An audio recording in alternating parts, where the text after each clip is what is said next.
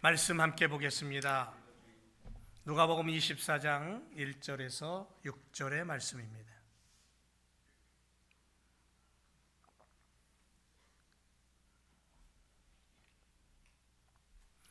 제가 한 절 읽고 그 다음 절 여러분들 읽고 마지막 절 함께 읽겠습니다. 누가복음 24장 1절. 안식 후 첫날 새벽에 이 여자들이 그 예비한 향품을 가지고 무덤에 가서 들어가니 주 예수의 시체가 배지 아니하더라.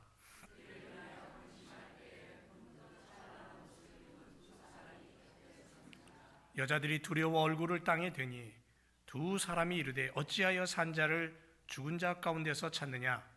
여기 계시지 않고 살아나셨느니라. 갈릴리에 계실 때에 너희에게 어떻게 말씀하신 것을 기억하라. 아멘. 아멘. 오늘 우리 말씀은 부활의 사람들이 감사할 것입니다. 부활의 사람들이 감사할 것. 예수님 부활하셨습니다. 믿으십니까? 아멘. 예수님 부활하셨습니다. 이거는 분명한 사실입니다. 그 누구도 부인하지 않습니다. 부인할 수도 없습니다. 부활의 예배로 이 자리에 함께한 모든 성도님들께 하나님의 은혜와 축복이 가득한 인생이 되기를 주님의 이름으로 축원을 드립니다. 부활을 가지면 그 부활 때문에 우리는 힘이 생겨나요. 부활이 우리들에게 주는 의미가 무엇인지를 깨닫고 깊은 은혜의 시간을 가지고 부활을 전하는 감사의 삶을 우리가 살아야 될 줄로 믿습니다. 여러분, 부활은 승리의 선언이에요. 승리의 선언. 안식 후 첫날 새벽 예수님의 무덤을 찾은 여인들은 무덤 문이 열려 있었고 주님의 시신이 보이지 않는 것을 보고 근심했다 그랬습니다. 근심에 빠졌어요. 우리 예수님의 시체를 누가 가져갔나? 누가 도둑질해 갔나? 예수님이 보이지 않네. 그런데 찬란한 옷을 입은 두 천사가 전한 메시지는 충격적이었습니다. 놀라운 선언이었죠. 어찌하여 산 자를 죽은 자 가운데서 찾느냐? 여기 계시지 않고 살아나셨느니라. 분명히 이 여인들은 예수님의 죽음을 확인했어요. 분명히 이 여인들은 예수님의 죽음의 시신을 그 무덤에 안치하는 경험자였어요. 그 현장에 있었던 사람들이에요. 그런데 살아났다? 하늘이 무너지는 엄청난 소식이었어요. 이 말씀은 단순한 지식 전달이 아니에요. 우리가 SNS에서 유튜브에서 얻는 정보, 단순한 정보가 아니에요.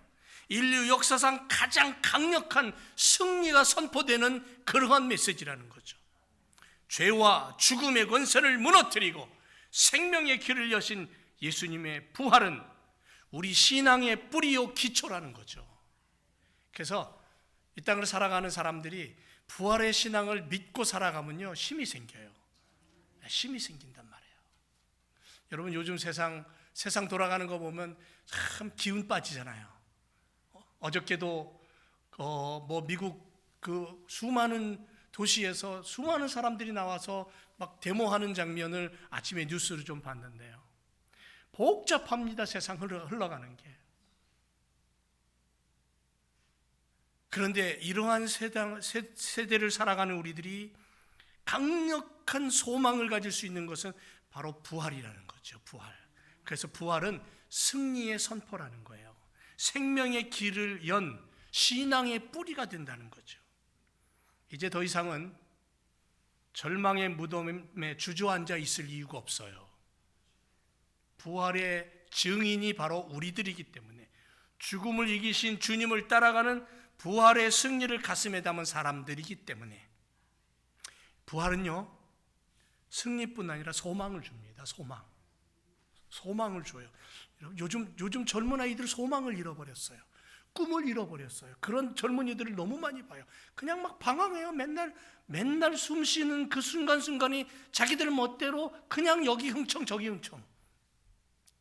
그런 시대에 어떤 젊은이들을 보면요, 눈에 빛이 나요. 소망이 있어요. 막 힘이 생기는 것을 느껴요. 예수님의 부활은 단순한 사건이 아니에요. 하늘의 비전이 펼쳐진 사건이에요. 하나님의 꿈이 실현된 사건이에요. 내가 먼저 너희를 위하여 처소를 예비하러 간다. 그리고 다시 올 거야. 이 세상은 고통과 아픔으로 가득하지만 우리는 이 땅에 속한 자들이 아니라는 거예요. 여전히 이 땅에 살고 있지만 우리는 하늘에 속한 자들이다. 영원한 하나님의 나라가 나의 본향집이다. 그 믿음으로 사는 거죠.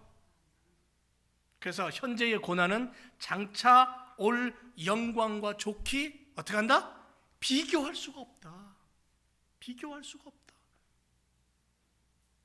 얼마 전에 고인이 되신 우리 고 김동진 집사님 3년 동안 암투병하면서 정말 많은 고통을 느꼈어요. 항암 치료받는다는 게 얼마나 힘든 건지 몰라요.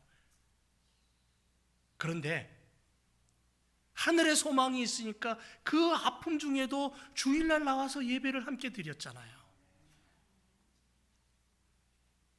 내 육신은 병들어서 흙이 될 망정 나의 본향집이 있음을 믿고 살아가는 것, 이 소망 아닙니까?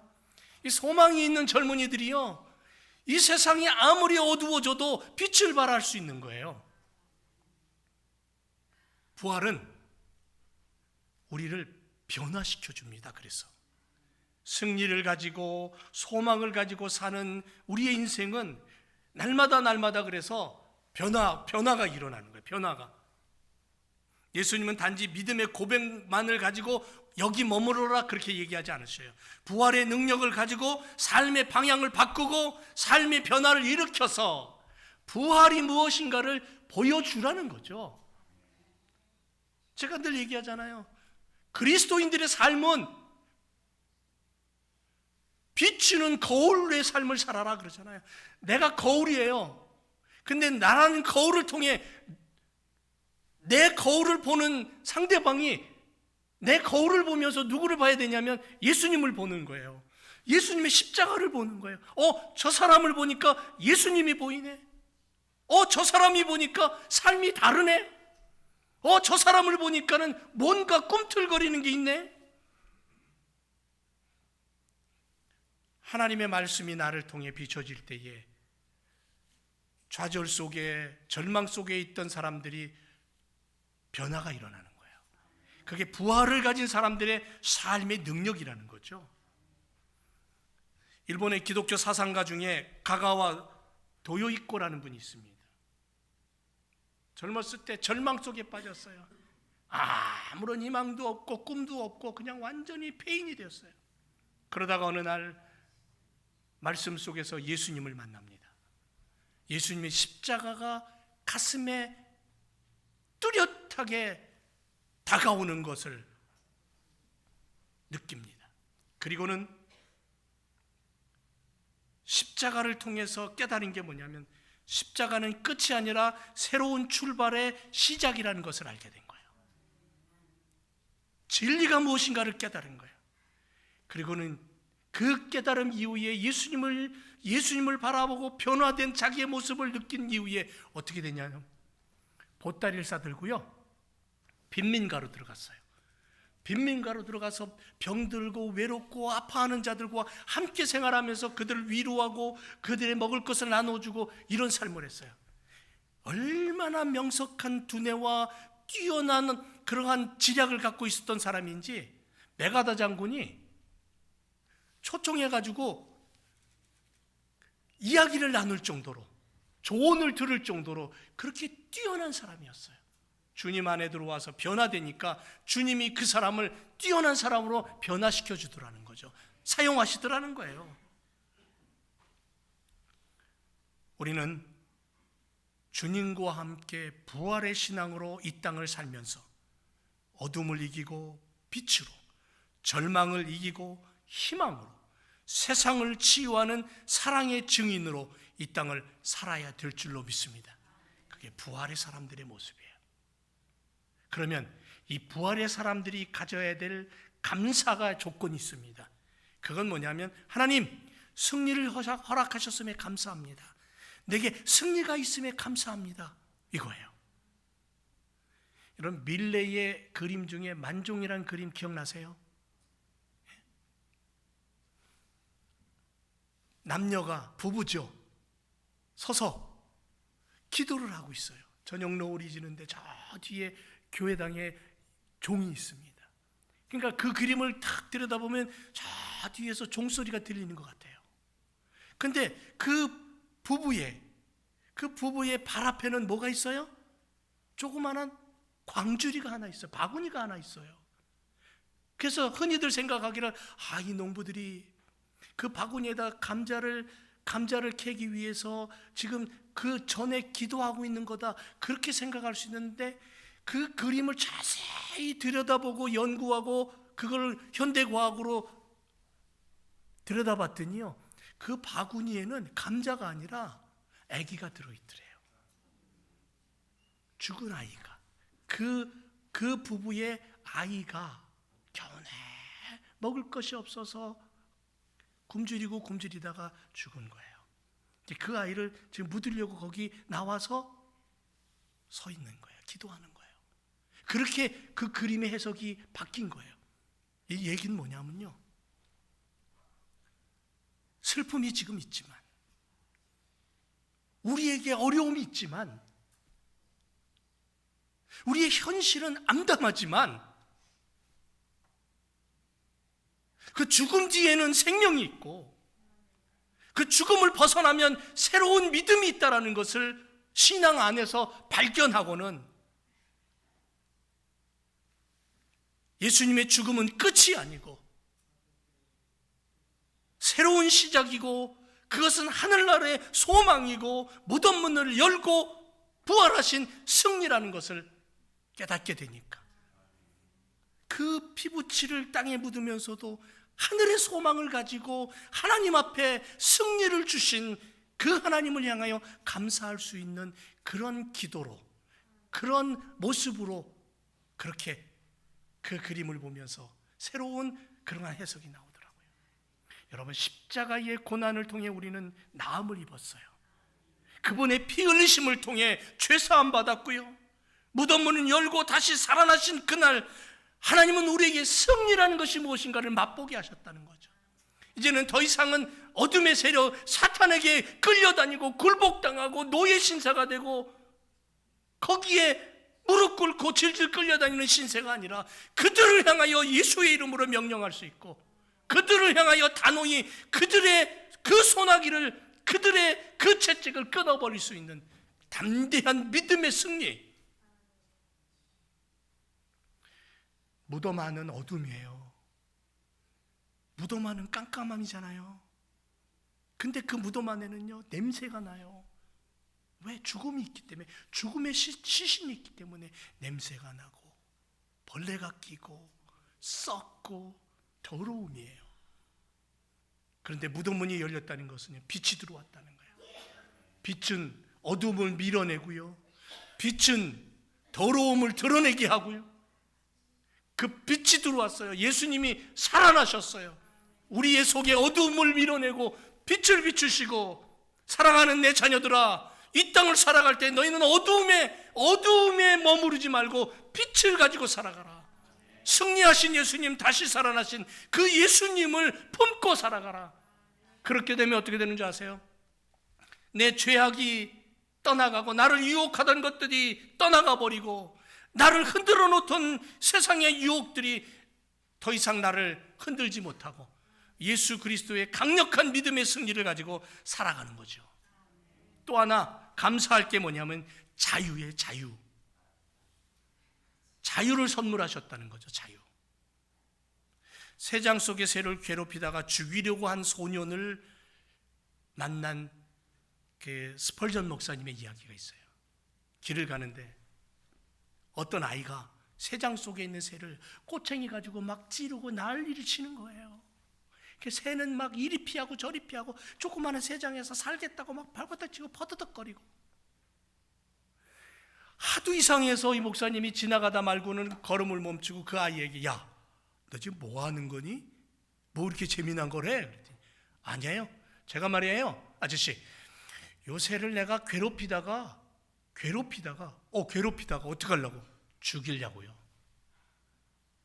어린아이의 마음에도 그런 악함이 있는 거죠. 너무너무 마음이 아파서 이 목사님이 호주머니 다 뒤져갖고 동전 이만큼 꺼내가지고는, 야, 이거 하고 새 나한테 팔을래? 그랬더니 돈이 생기니까 어떻게 해요? 얼른 오케이 하고는 그냥 돈 받아갖고 달아나버린. 그때 이 목사님이 새장의 문을 열고 새를 날려버렸어요. 파드덕거리고 얼마나 신나서 날아가는지.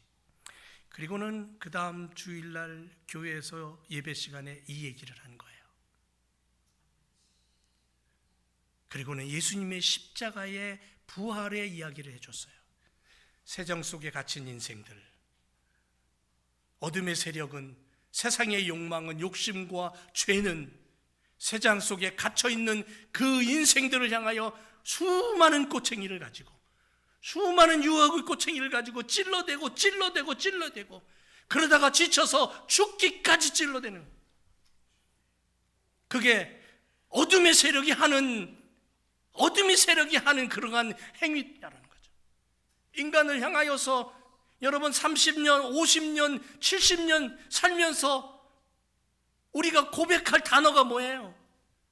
전도서에서 그 위대한 사람도 뭐라고 고백해요? 인생을 향하여 헛되니. 야, 인생 둘러보니까 그 위대한 왕이었던 사람도 인생을 둘러보고 하는 말이 헛되다라는 얘기를 하는 거예요. 해 아래서 모든 것이 다 헛되다. 아픔이라는 거죠. 절망이라는 거죠.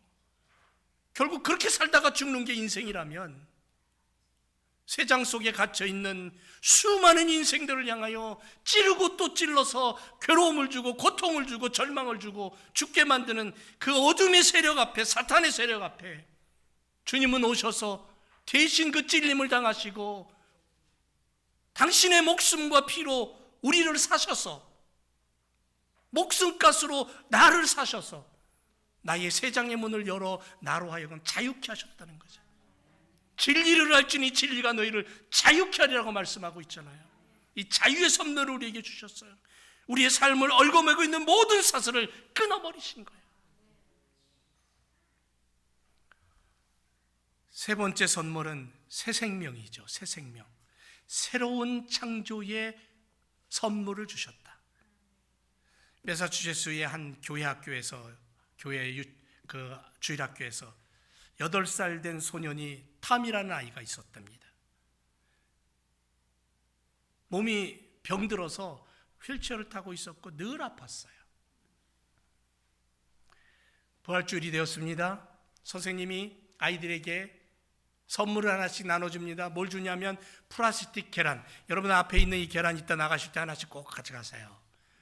근데 이런 계란이 아니라 플라스틱으로 만든 계란. 근데 그 플라스틱 계란은 여러분들 보셨는지 모르겠지만 이렇게 꽉 누르면 반으로 딱 뚜껑이 열려요. 그걸 하나씩 주면서 선생님이 뭐라 그랬냐면, 야, 다음 주일날이 부활주일인데 올 때에 여기다가 부활절에 의미 있는 것들을 하나씩 담아가지고 올래? 그랬더니 아들이 신나가지고 하나씩 받아 갖고 왔어요. 부활주일이 됐습니다. 어떤 아이는 그 안에다가 이제 봄에 막 피어나는 꽃잎을 담아오고, 어떤 아이는 풀을 담아오고, 어떤 아이는 지렁이를 잡아오고, 어떤 아이는 조그만한 개구리를 잡아오고. 요즘 길바닥에 개구리가 팍팍팍 뛰어다녀요. 네, 별의별 것들을 다 거기다 담아 갖고 온 거예요. 근데 이 톰이라는 아이의 순서가 되었는데 선생님이, 야, 톰 너는 뭘 갖고 왔니? 그랬더니 보니까 비었어요. 아무것도 없어요. 선생님 속으로 생각하기를, 야, 얘가 다른 거 하느라고 못했나? 아무것도 못해왔네? 얘가 아파가지고 신경을 못 썼나? 그리고는 선생님이 그 아이를 위로했어요. 야, 괜찮아. 너 일주일 동안 또 몸이 많이 아팠구나. 힘들었구나. 괜찮아 하고 위로했어요. 그때 이 탐이 뭐라 그랬는 줄 알아요? 선생님, 예수님의 무덤 비었잖아요. 나는 예수님의 부활을 가져왔어요. 빈 거 갖고 와가지고는. 모르겠습니다. 그 아이가 머리가 똑똑해서 그랬는지 그냥 아무것도 안 하고 있다가 그날 와가지고 생각해낸 건지 모르겠지만 빈 거 갖고 와갖고 뭐라고 그러냐. 예수님의 무덤이 빈 무덤이라는 거예요. 그러니까 여기다 뭘 채우면 안 된다는 거예요. 비어있는 무덤, 살아있는 예수님, 살아나신 예수님. 살아났다는 건 뭐냐면 생명이는 거죠. 예수님이 죽으셨을 때는 모든 인생의 모든 인간들의 죄를 대신 짊어지고 죽으셨지만, 예수님 무덤 문 열고 부활하셨을 때는 하늘의 새로운 생명을 가지고 부활하신 거예요. 그래서 우리에게 새 생명 주신 거예요. 부활의 생명을 가졌다는 것은 이전의 생명이 아닌 내가 그리스도의 부활을 가진 새 생명의 사람으로 살아가는 거잖아요.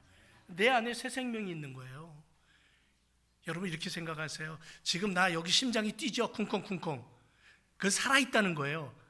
부모로부터 물려받은 새 심장이에요. 근데 예수님을 만나고 부활의 신앙을 갖는 순간 내가 뛰고 있는 내 이 심장은 예수님의 심장으로 이식됐다고 믿으세요. 그래서 내가 뛰는 심장은 누구의 심장? 예수님의 심장이 내 안에서 뛰고 있다라고 그렇게 고백하는 거예요. 내 심장이 주님의 심장으로 이식됐다. 내 안에 도는 그 피는 예수님의 피로 변화되었다. 새로운 생명, 거룩한 생명, 사랑의 생명, 기쁨과 소망의 생명을 주신 그 주님을 바라보면서 그렇게 감사할 수 있는 부활. 사랑하는 제 교성들 여러분, 부활의 사람들은 감사가 하나님 앞에 올려지고 그 감사로 다른 이들을 바라보고 감사할 수 있는, 그래서 부활을 증거하고 예수님을 소개하고 예수님과 같이 살아가는 그런 믿음의 걸음이 될 줄로 믿습니다. 기도하겠습니다.